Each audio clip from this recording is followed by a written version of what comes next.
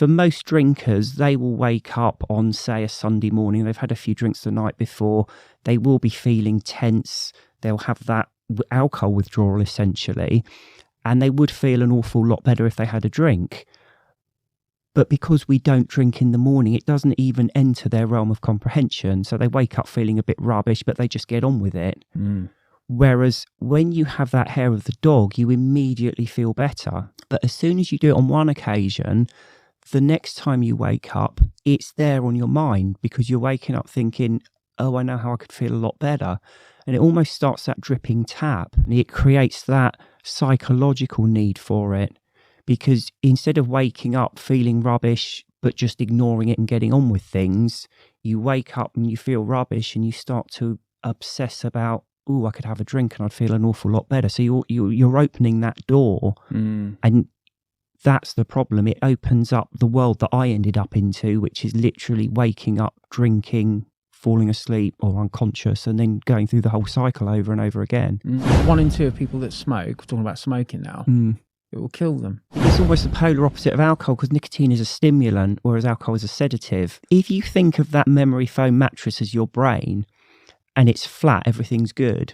But if you put something on it like a vape or a cigarette or a drink, it slowly sinks into it. So when you remove it, you've got a cigarette or a vape or a drink-shaped void. Alcohol and cigarettes mix particularly well because the cigarettes leave you feeling like slightly tense and not particularly good. And a sedative comes along and irons it out nicely. Sounds to me like every single cigarette you basically have is a hair of the dog. It's a terrible thing where you think, people shorten their lifespan by maybe 20, 30 years. I think education is absolutely the key. Yeah. 100%, so. Which is something you're brilliant at. I think anyone who's interested in how alcohol and nicotine work, they're going to find so much info.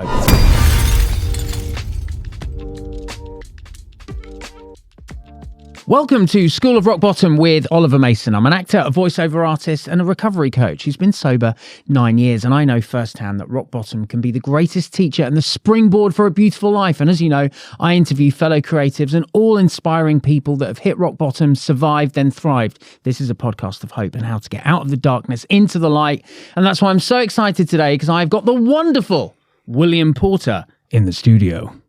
How you doing, William? Very good, thank you. It's amazing to have you here today. I'm so grateful you've come down. If you don't know who William is, well, you've missed out. I'm just going to do a quick bio and then we're going to dive straight into the first question. So William Porter is an author, solicitor, and ex-paratrooper who has completely redefined how we think about addiction. His book, Alcohol Explained, doesn't just explain alcoholism. It strips away the myths and illusions we've been told for years, giving people the tools to break free. But William didn't stop there. Oh no. His latest book, Nicotine Explained, takes on smoking and vaping, exposing why we get hooked and, more importantly, how we can let go. This isn't just about quitting, it's about understanding the powerful grip of addiction and finally reclaiming control over our lives. So anyone wanting to quit booze or fags, this is the episode for you. Or maybe both. Maybe you want to give up both. As I said in the intro, huge thanks for coming down. I think you know that the first question is kind of pre-planned. Yep. I'm sure you've, a bit like me, maybe got a couple of rock bottoms, but if I could ask you just to share one, and from that, we'll use that as a springboard to get into the recovery and the light and the joy. Yeah, absolutely. So I've got a very clear rock bottom, which was February 2014. So I was always a binge drinker, so I would drink at weekends and then sort of sober up during the week so I could function at work. But when I say I was a binge drinker, I would drink, fall asleep, fall unconscious and get up and just start drinking again. That came about originally because when I was drinking, I'd find I'd wake up in the middle of the night, be unable to get back to sleep. And I remember reading a book, I think it was a Stephen King book, when one of the characters, you'd buy a crate of beer and sit there and watch a baseball game, I think, and he'd keep a couple of beers back for in the night. And I thought, I'll give that a go. And it worked great at the time because you wake up feeling really anxious, unable to get back to sleep. You have a couple of drinks and then you're back to sleep again.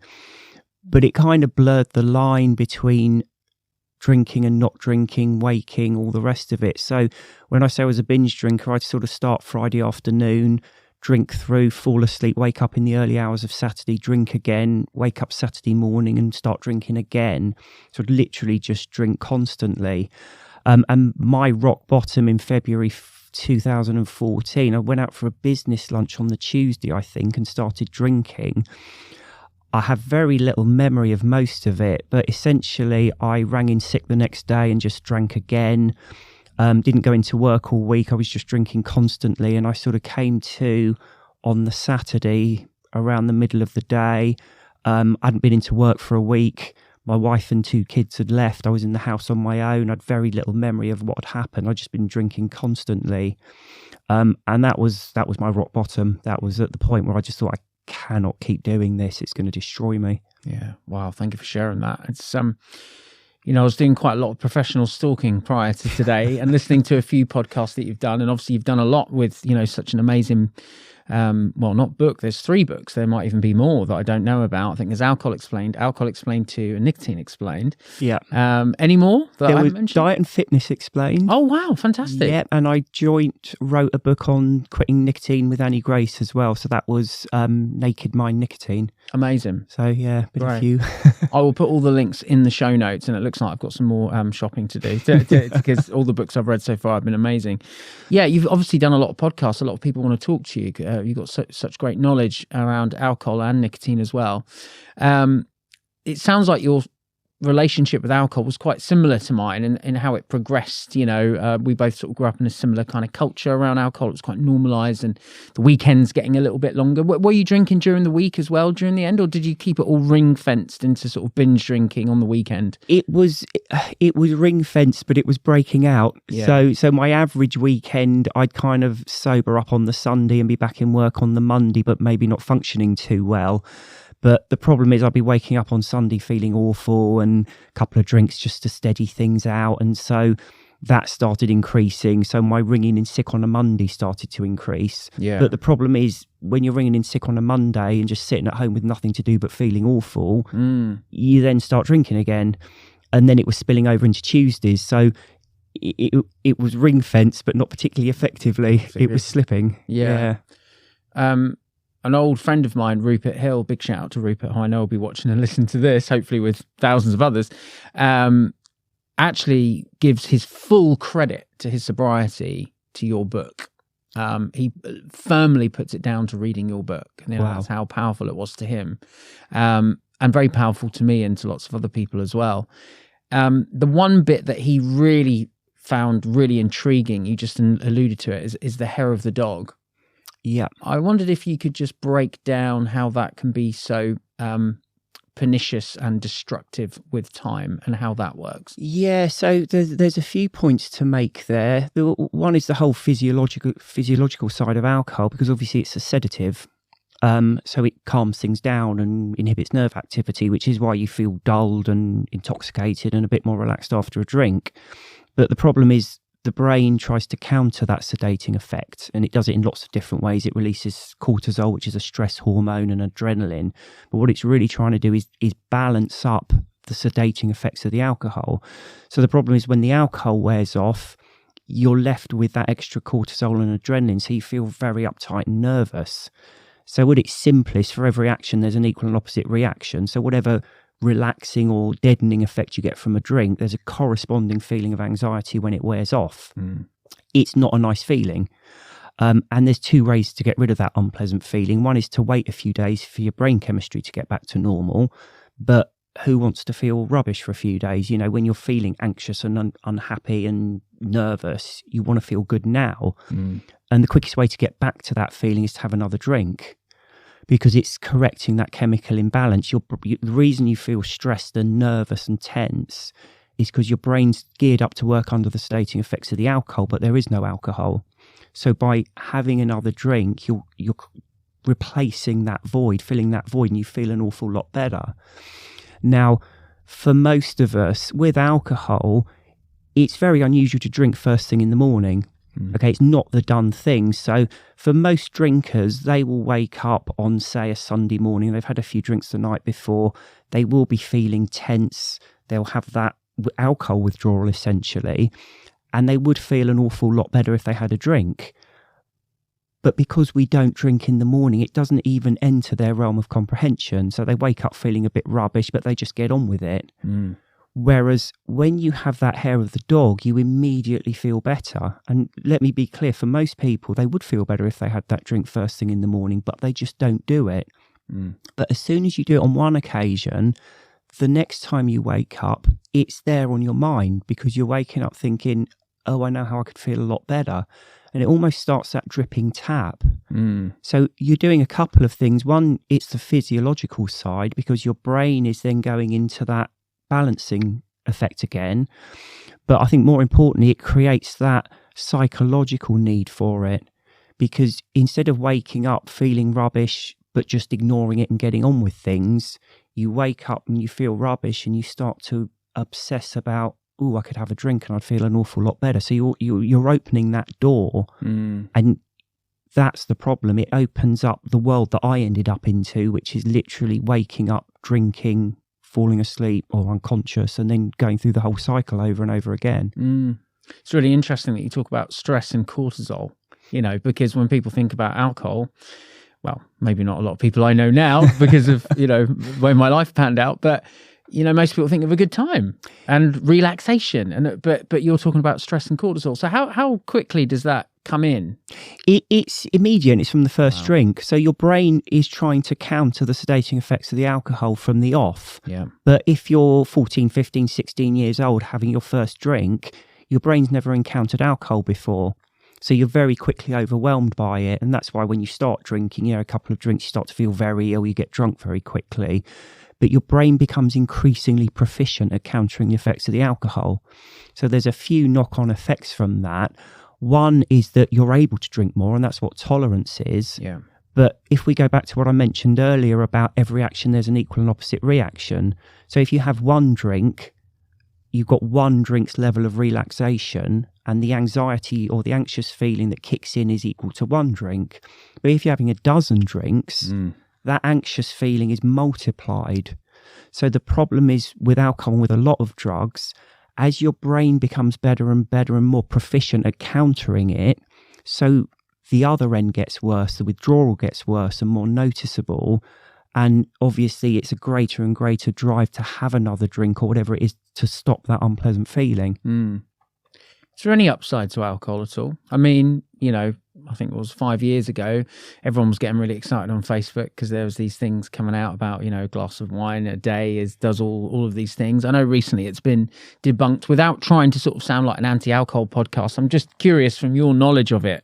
Is there any positives for drinking? No, the short answer is the whole health thing is a whole other topic really, but it's so deeply ingrained in us that like a glass of red wine is good for you.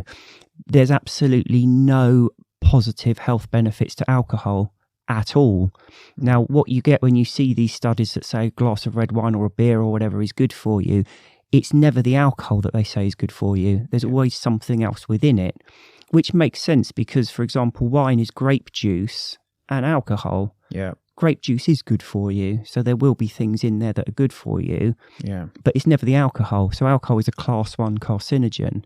Right. It's got zero health benefits. So the health side of it is a complete myth. In fact, it's worse than that because if you take grape juice, it's full of vitamin C, other vitamins, minerals that are good for you.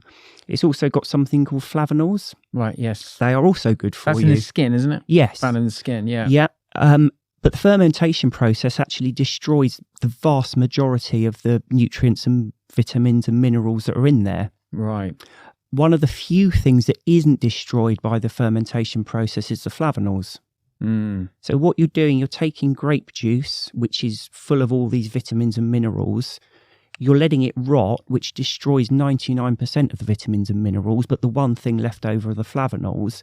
You're then adding a class 1 carcinogen, but then you're pointing at it and saying, oh, it's good for you because of the flavonols. Yeah. So it's not at all. It's not at all. No. I read one study in 2019, slightly controversial, that kind of alluded, well, it didn't allude, it said that 1 in 8 people in America become addicted to alcohol. Now, I don't know whether that's 100% accurate. It seems very, very high. But regardless, that's a lot of people. And that wasn't necessarily kind of around sort of pre-existing mental health conditions. It was just kind of done on a wide study. I found that 1 in 8 became dependent and some addictive. Does that surprise you? No, not at all. And I think it very much depends on your definition of addicted, because obviously you've got people who are physically dependent on alcohol. But there's also the psychological addiction as well. Yeah. And actually, you could probably open up more than that, because if you were to say addiction is needing something in order to fully enjoy and cope with life, you might find it's higher than 1 in 8, because a lot of people, for example, don't feel comfortable going to social occasions without a drink. Yeah. Now, that's not physically addictive, but there's certainly a degree of psychological addiction there. And in my experience, a lot of people feel like that. They just don't enjoy social events as much without a drink. Yeah. I've got a friend in recovery who's I think he's about 91. And if you ask him what alcoholism is, he stands up and he says very loudly, it's someone that drinks for an emotional reason. And he gets very, very passionate about that's what it means. Now, so I guess that kind of feeds into what you're saying. You know, this kind of emotional need, this, you know, in rehabs, often people say, well, I can't quit alcohol because how am I going to give myself a reward at the end of the week? You know, another example of it. Yeah, absolutely. I think a lot of people do drink for emotional reasons, though. I mean, it is a sedative. So if you have an argument with your partner, or you've got bad day at work, or bills you can't pay, you feel unhappy, it's almost like our go-to to have a drink to relax and take the edge off it. Yeah. So I think if you were to define alcohol as using it, drinking for emotional reasons, you're probably looking at like 90% of drinkers. Yeah. I mean, I've not watched EastEnders in years, but I know like a decade ago, you know, that was the whole thing, wasn't it? As soon as anyone had a problem, it was like, you know, quick little drink in the pub. And it's interesting because obviously things are sort of changing now with young people, and alcohol is becoming a lot more seen as like you say, like a carcinogen as well. I don't know if I've said the word right. Carcinogen, I think. Carcinogen. Yeah. I knew I'd missed the syllable there. I think that didn't sound quite right. Which I think is quite interesting. I mean, there's a lot of things now which are obviously helping with that. One being sort of zero beers. I ask a lot of people who are sober this question, purely just because I'm fascinated by it, because I know that it helps so many people. But for me personally, for whatever reason, it just feels like that would open a door to relapse for me. But I know for you, you've got a perspective over zero beers. I wondered if I could ask you about that. How have they helped you in the last 10 years? You've not had a drink? 10 years, yeah. I don't think I would say they've helped me to not drink. Right. In that I didn't, and I know for some people it's very useful because they like going to the pub, they like to have a beer, and actually if they can do that without alcohol in it, that's almost like the key to their recovery. Yeah. But for other people, they find them very triggering. For me, I'd almost singled out alcohol as the problem. So it is the drug. Yeah. So I'm quite comfortable having a beer as long as there's no alcohol in it. Got you. And for me, it's almost like one of a number of soft drink options. So I've got water, Coke, lemonade, fruit juices, and alcohol-free beer. So I personally, I'm almost offhand about them. It's one of many soft drink choices. Got you. I know people, and I've just mentioned people who found it really useful in recovery, but I know people as well who've found it to be problematic. Yeah. For me, I think it's almost the attitude you have to them, because if you go into this thinking, I need something to make me feel different during, for example, social occasions, so I'll try alcohol-free beer, it's not going to work because there is no drug in it. It's not going to make you feel different. Yeah. What about these things that are now coming to market? So someone that I really respect in the recovery space, but also in the drug and alcohol space is Professor Nutt. Yep. Who famously got fired by the government He did. for basically saying that alcohol and drugs were, alcohol and smoking were more dangerous than, say, heroin and crack and other ones. Yeah. And then he got fired, right, for saying it. Maybe that's another question in and of itself in a moment. But I came across an article that had started something called GABA Labs. GABA, which we'll talk about in a moment, is obviously a neurotransmitter in the brain that has a great effect. I think it's the sedative effect that happens with alcohol. So he's called it GABA Labs, and it says in this article, Professor David Nutt It's been toying with the idea of a synthetic alcoholic drink that mimics the same euphoric effects of alcohol without any of the groggy weekend ruined hangovers. Now, obviously, I read this. I was like, wow, he's trying to create something that gives you the effect of alcohol without any of the negative stuff. So obviously, I was quite interested in that. Haven't done a bit of digging. There is something out. I don't think it's the finished article. I think it's called Sentia. Yeah. And I think you've tried it, haven't you? I have. I've tried it a few times. This episode is sponsored by Gavin Sisters, the passionate teetotal founders of the Detox Balm Retreat and the creators of Funky Coffee. If you love the taste of coffee but want to ditch the crash, Funky Coffee is your new go-to. Made from triple certified organic Arabica coffee and infused with powerful mushrooms, it gives you all the energy and none of the jitters. Plus, it's amazing for your gut, skin, and athletic performance. And if you're looking to recharge your body and mind, you've got to check out the Detox Barn. This award-winning retreat located in both the UK and the Algarve is a plant-based, alcohol-free sanctuary where you'll learn how to be healthier, happier, and more balanced. Whether it's for a weekend away or a full restorative retreat, just visit gavinsisters.co.uk and use the code School of Rock Bottom for 10% off your next retreat or a bag of their amazing Funky Coffee. That's School of Rock Bottom for a 10% discount for a healthier, happier you. Go check them out. I've had mixed experiences of it in that a couple of times I've tried it and felt quite relaxed and it's had quite a nice effect. Other times I've had it and it doesn't seem to have done much of anything.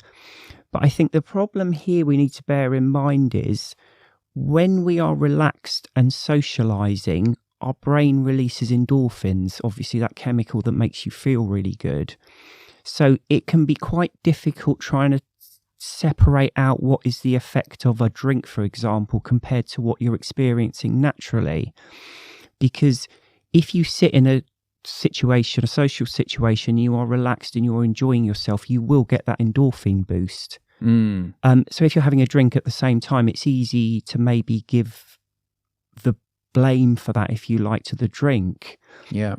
And I think that that's another thing I would maybe question is you mentioned there about that, that endorphin hit with alcohol. The endorphin hit we get from alcohol is not from the alcohol, it's from what we're doing at the same time of it.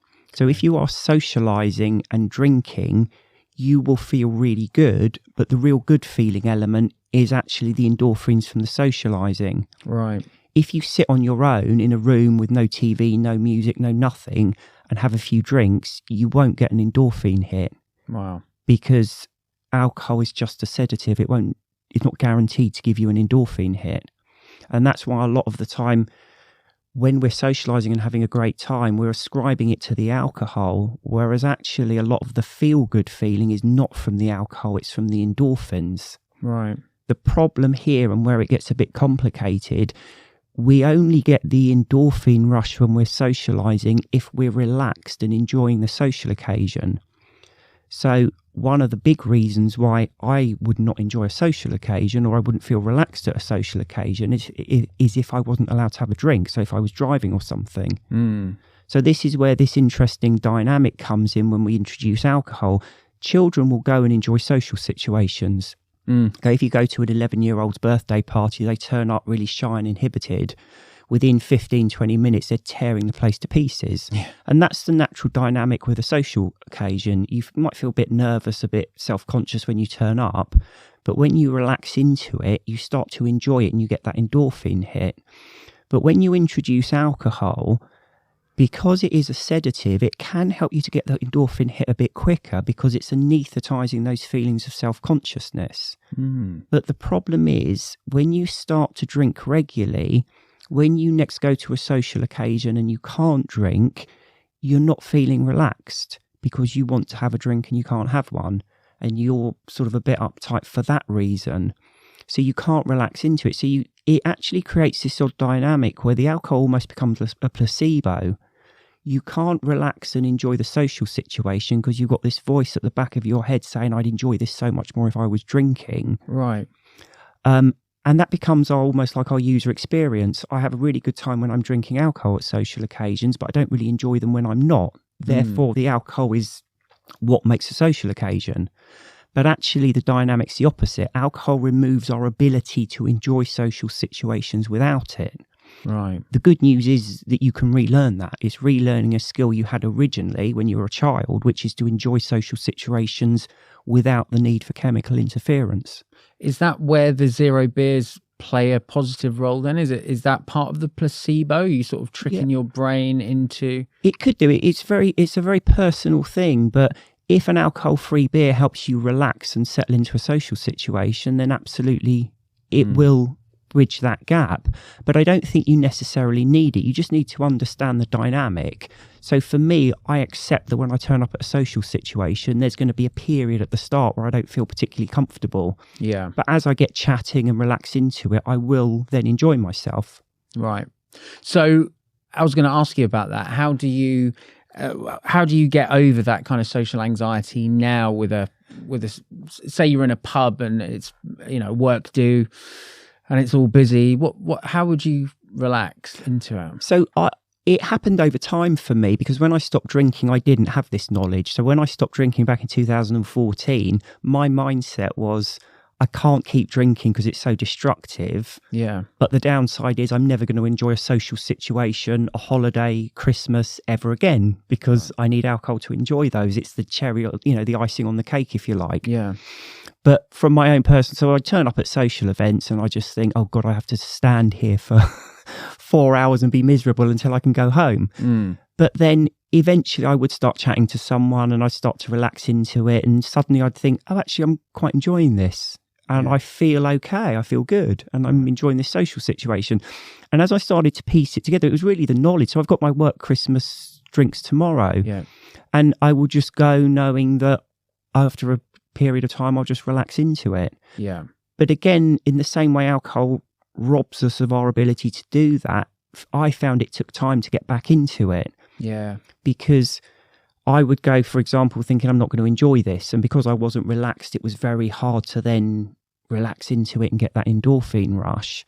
But the more I did it, the more I realised I could. And it was, like I say, it's almost like a placebo. It's just accepting that you will enjoy yourself. And that's the key to relaxing into it. It's really interesting that, because often, even now, sometimes people will say to me, even though I've not had a drink in nearly 10 years, they'll turn around and go, oh, there'll be alcohol at this event.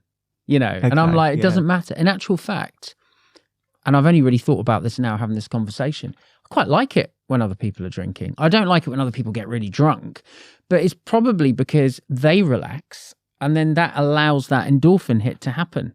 Yeah. And so actually I don't mind when people have one or two drinks. I mean, if they're slurring their words and, in the dentist chair, that's something different, or, getting aggressive. But yeah, I actually don't mind being around people drinking at all. Obviously, when it turns into drunkenness, that's a little bit different. So maybe that's one of the reasons why that you've just highlighted. Yeah, absolutely. I think I'm absolutely, and I think you have to accept that there's going to be alcohol places, because it's a very alcohol-centric society, and your recovery cannot be on the basis that I'm never going to encounter alcohol, because if that's the basis of your recovery, you've already failed. You've got to be able to have armour to protect you against it, because you will end up being around alcohol at some point. It's really interesting as well, just going back to this alco-synth, Alcarel, Sentia thing that we were talking about earlier, because you tried it didn't have any negative impact on your recovery. Similar with the zero beers, because I look at my recovery and I think if I did either of those things, that for me would make it more likely I would relapse. Whereas for yourself, it hasn't had that effect. And I think it just highlights that every recovery is personal and we're all on our own journey. I think it's important to remember that, isn't it? Yeah, absolutely. It is very, very personal to each individual. I think as well, for me, one of the things I'm less keen on, because it's not just Sentia, there's a lot, you can get a lot of CBD drinks as well now, and there's all sorts of things out there with different herbs and whatnot in that's supposed to help you relax. You're not like obsessing about them now, you've tried them and you want to go and get on them tomorrow? No, not at all, because I think this is the thing that I think it's almost like the ideal situation to get to is to not need chemical interference to live your life and enjoy it. Yeah. And I think that's one of the concerns I have with, oh, look, I've got this bottle of new stuff, it's an alcohol replacement, because the ideal mindset is not, I can't have alcohol, but I'll reach for something else to change how I feel. It's to try and get to the place where you're comfortable in your own skin, so you're not constantly looking for some kind of way to change how you feel. Yeah.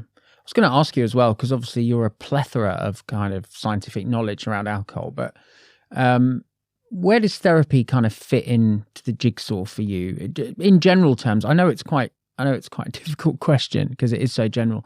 I mean, I think there is a little bit of a stereotype. If we look at the stats, we know that I think it's around 3/4 of people that have alcohol addiction or addiction in general have some kind of past trauma or other mental health stuff going on.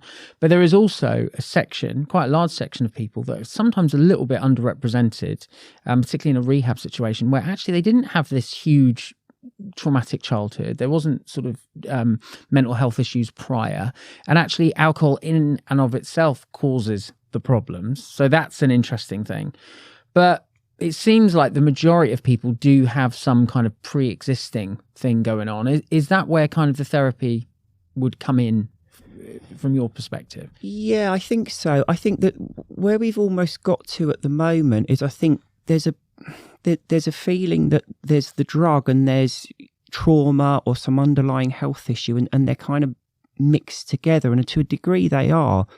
But I think it's useful to keep them separate because, as you say, there are people who they quit drinking and actually they're fine. And when I say fine, I don't mean their life is perfect. They have problems, but they're able to cope with them. It's kind of what I think of problems in the run of the mill day-to-day stuff, and they're okay to deal with it. So from my own experience, so I quit drinking 10 years ago, just over 10 years ago. So it was February 14. And I won't go into all the detail because it would take about 18 hours to talk about it all. Yeah. But I went through therapy and I only started a couple of years ago. And it's helped me for like various personal issues. But I think that's how you can basically break it down. If you quit drinking, if you're lucky, you will find that drinking was the problem and you're okay. The other side is you might quit drinking and find that you still don't feel right. Yeah. And that can be for lots and lots of reasons. It can be mental health reasons. You can have anxiety or sleep difficulties or past trauma or whatever. So you then need to deal with that.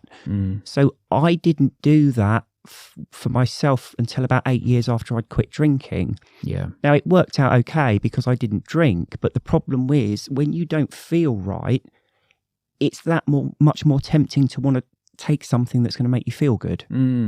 So I think if you stop drinking and you've got trauma or relationship issues or whatever it might be, you need to look at dealing with that because it's going to make you constantly vulnerable to going back to it. 100%.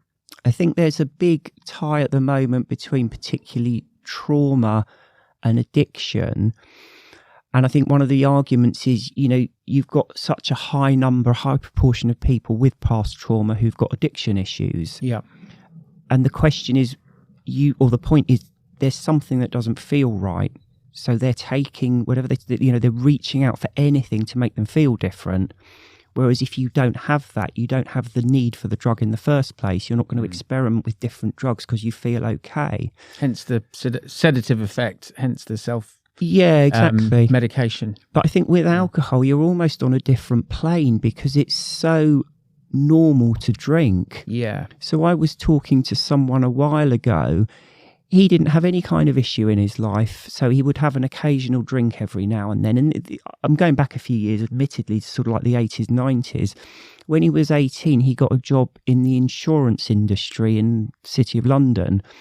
And in those days, everything was done in the pub. Yeah. So he said his normal working day was to turn up at 9:30. At 11, they would go to the pub and they would stay there the entire day. And it's where all the deals were done. So he said he went from drinking once or twice a week to 100 units a week he was drinking. And it was all on the company credit card. Yeah. So this was someone who, he wasn't taking the drug because he had any kind of underlying trauma or mental health issue. It's just what was done. Yeah. I think that's where alcohol is different because there's a lot of people who are fine, but they're drinking regularly because it's what we do. What's Christmas without a glass of red wine and champagne and holiday, all of it? Yeah, absolutely. It's really interesting. Like you, similar amount of time without a drink. I very, very rarely ever think about drinking. However, I think about smoking quite a lot. Okay. And I've not had a cigarette I've not had a cigarette in 8 years. Right, okay. So or is it 7? It was about a couple of years. after I quit drinking that I quit smoking, but I initially went on to a vape stick. Right.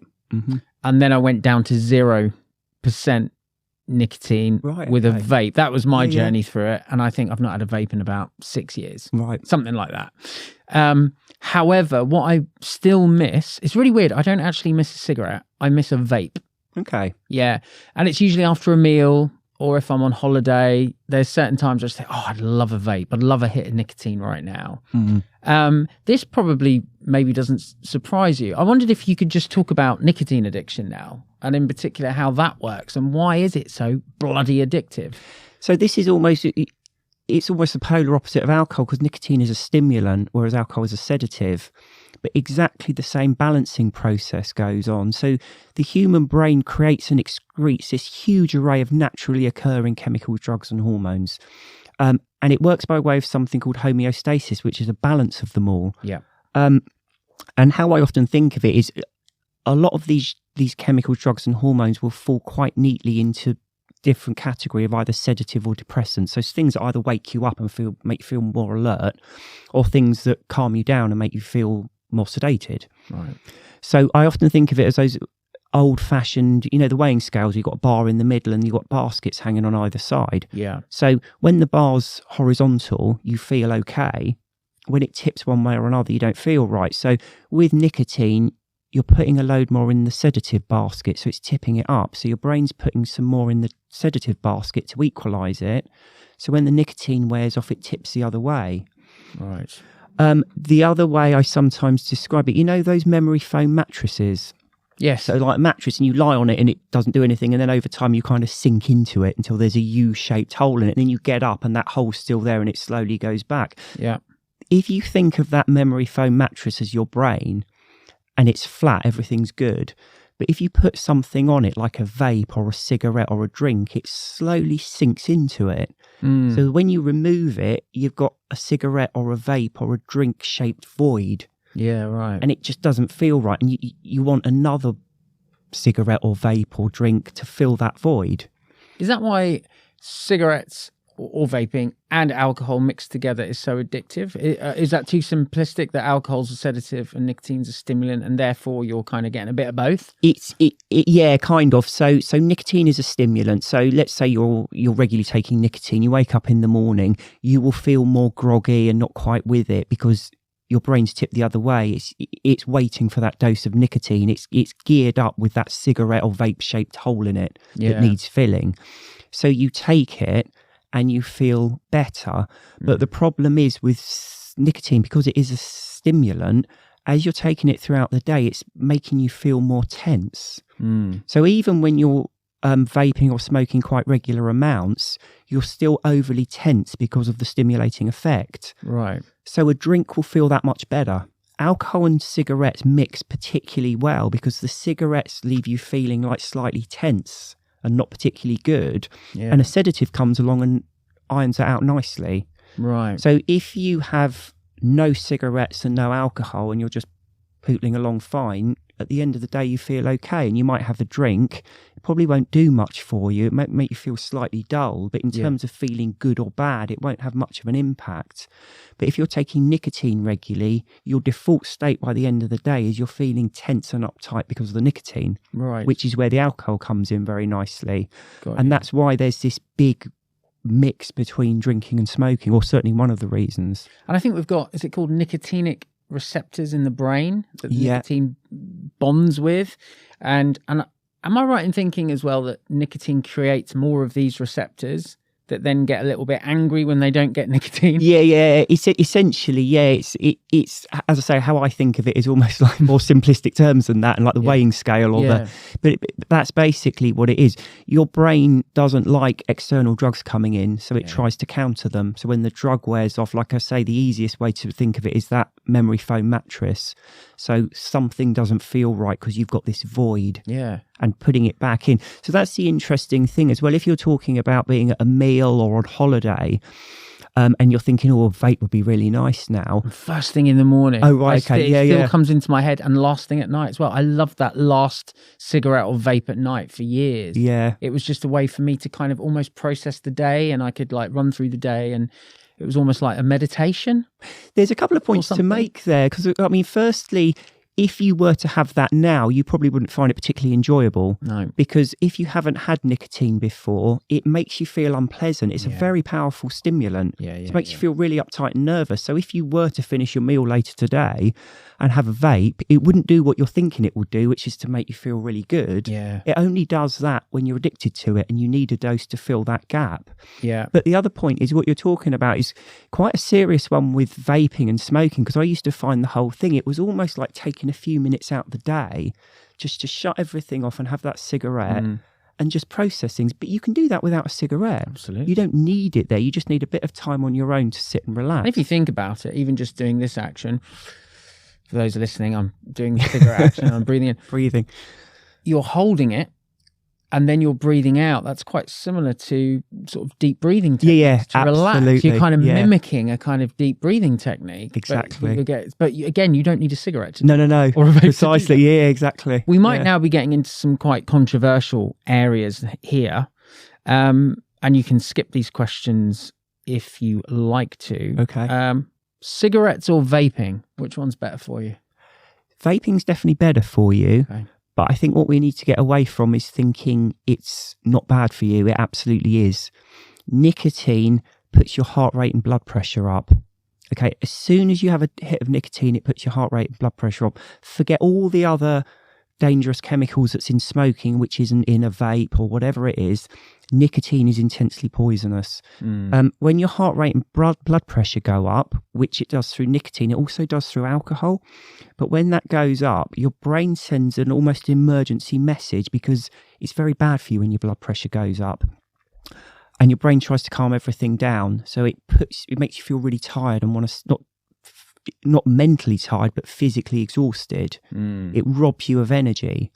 And in the long term, it massively increases your chance of cardiovascular problems, either with heart attack or also with your arteries, the problems it causes with arteries. This is quite interesting to talk about, because I know that the vaping industry really peddles this idea, and actually even the NHS sometimes, if I'm honest, if you look at the literature, that actually nicotine isn't really the problem.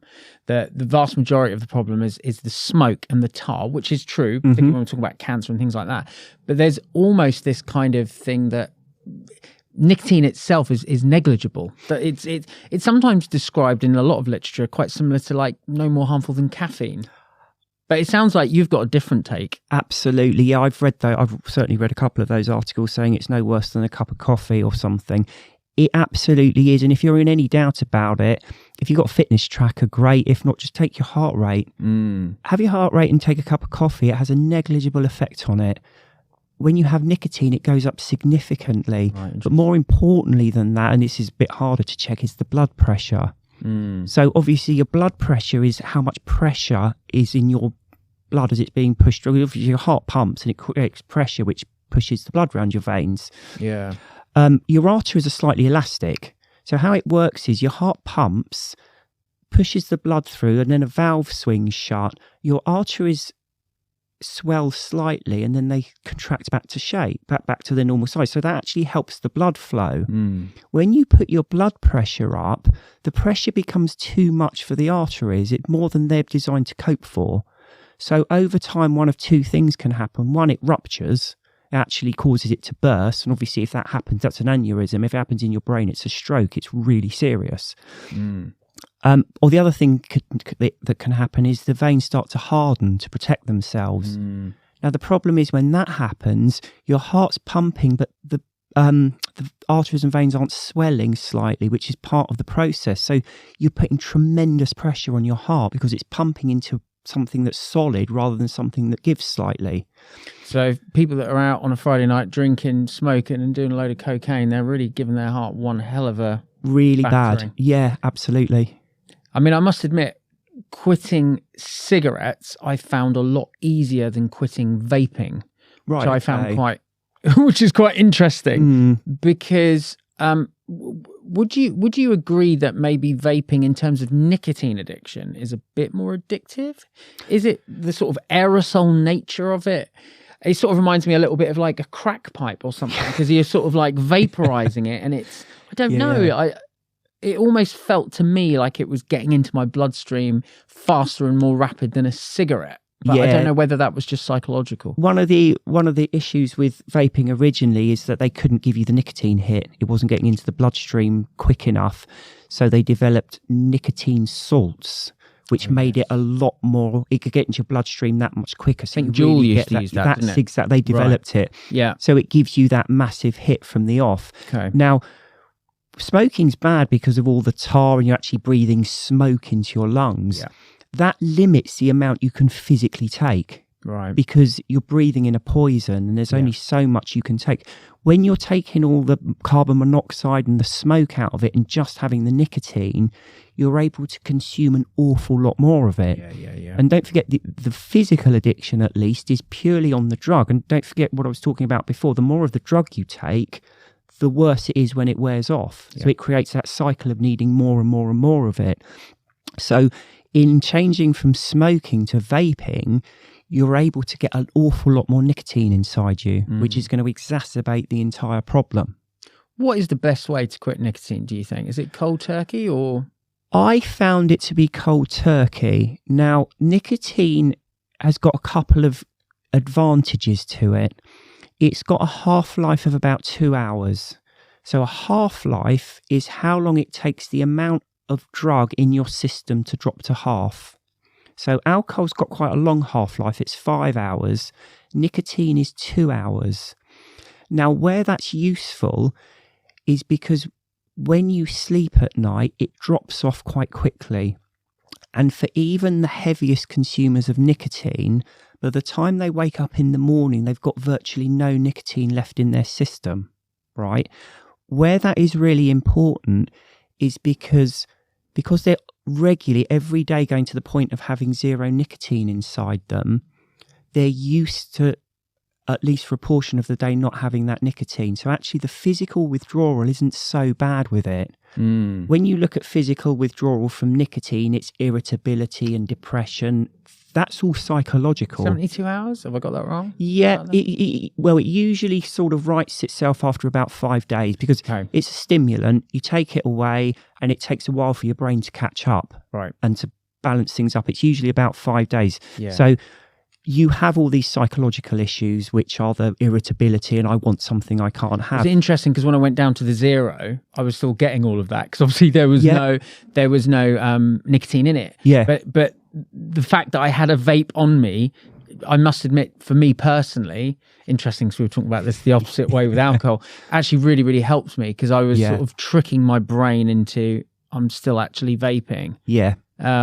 But I didn't quit 0 vapes for about another 8-9 months after that. So I was 0 vaping for about 8-9 months. It was just the physical association, which I guess is another bit. Yeah, but for me, the best way of doing it, easiest way of doing it was cold turkey. And what you're really looking at is about 5 days of feeling a bit groggy and not particularly with it.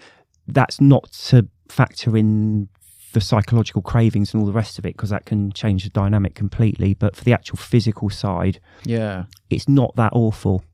I've got a friend who's been trying to quit cigarettes his whole life and can't basically. And I actually asked him on the way to this podcast, because obviously I've not smoked or used vapes for a while, so it's not as fresh on my mind.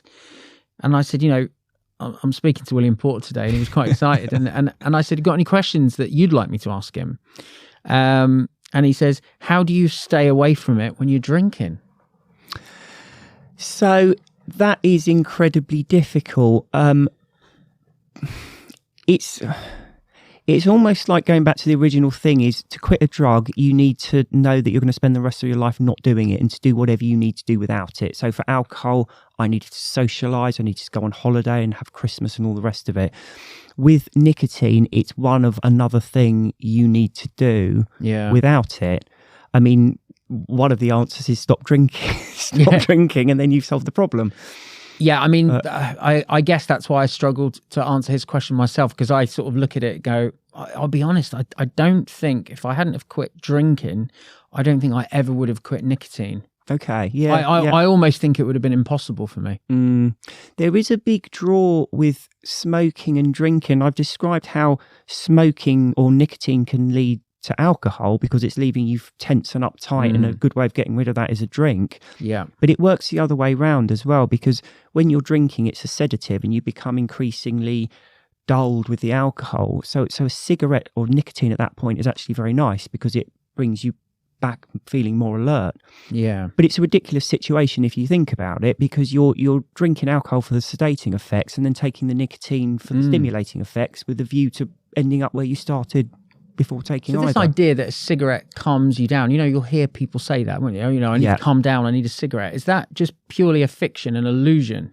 It's not entirely an illusion because there's a psychological aspect to it, and that's almost a lot of the time bigger than the physical aspect to it. So although the physical withdrawal from nicotine, and I'm talking purely physical, is just to feel slightly sedated and a bit out of it because you haven't had that. It's like giving up coffee. You're drinking caffeine and you give it up, you feel a bit dulled and not really with it for a few days. But where it changes to almost relaxing us is because you start to feel very uptight because there's something you want and you can't have. Right. And it's almost like the tantrum. I want this thing and I can't have it, and you become fixated on it, and it starts to make you feel really angsty. So in that situation, it does calm you down and make you feel relaxed because you're almost like being able to take a breath and stepping away from that. It's what I call the craving cycle. A lot of people think about cravings as something that just happens to you and you can't do anything about. But craving is a very specific conscious thought process whereby nicotine, alcohol, whatever, you start to obsess about it, you start to fantasize about it. So you sit there thinking how wonderful it would be to have that vape or that drink. And then a lot of the time you start to tease yourself with it. So I've quit drinking, but maybe I could have a drink on just this one occasion, or just this one vape, or just this one cigarette. And it heightens the whole thing. Now, where that becomes intensely powerful is, let's take a general situation where you should be enjoying yourself. So you've had a tough day at work and you're going home to relax, or you're out with friends, or you're on holiday, or it's Christmas Day or whatever. They're inherently enjoyable situations, okay? But you're not going to be able to enjoy the situation if you're not concentrating on it and paying attention to it. If you're, instead of enjoying the night out with your friends or enjoying sitting home in front of the box set with a takeaway after a really bad day at work, you're instead taken up with this really unpleasant internal spiral about should I, shouldn't I, wouldn't it be great if I could, and oh, poor me because I can't, and maybe just this one occasion I could. That's not a nice place to be. No. So when you finally have the thing, that's what I was talking about before. It's almost like a placebo. It's just removing that mental thought process. Absolutely. And that's where we get to a lot of the times, particularly with alcohol, but cigarettes and vapes as well. It's why we get to the stage where I can't quite enjoy this situation without it. It's not the substance itself. It's that it causes this distraction about wanting it or not having it or having it, whatever, so that we can't actually enjoy what's going on. That's it. It's a very, very powerful process, but you can bypass it. Yeah. You said before you very rarely think about drinking. You probably think about drinking a lot, but what you mean is you don't ever consider the possibility of having a drink. Yeah, true. And that's the difference between craving and not craving. So I think about alcohol and nicotine, I don't know, probably 80% of my waking hours because of what I do. Yeah. But I never ever crave either one of them, because I'm thinking of it in the abstract and I'm not sat there thinking, cool, wouldn't it be lovely if I had a drink or a cigarette, and fantasizing about it and obsessing about it. Because if I did, then obviously I wouldn't be enjoying or engaging in what I'm doing. Two things really struck me then about what you just said. The first one is, it sounds to me like every single cigarette you basically have is a hair of the dog. Yeah, exactly. Yeah. It's replacing what it took from, again, back to the memory foam mattress. Yeah. You're creating a void and constantly refilling it. Yeah. So every single time you're having a cigarette or a vape, it's like it's like a hair of the dog with a drink. It's quite sad, isn't it? It's a terrible thing where you think, people shorten their lifespan by maybe 20, 30 years, but forget that. It's the here and now. This is one of the big things that was really a nail in the coffin for my nicotine addiction. Yeah. Was realizing it's not just a question of, in a 20 years' time it might affect me negatively. It was realising that here and now it's robbing me of energy.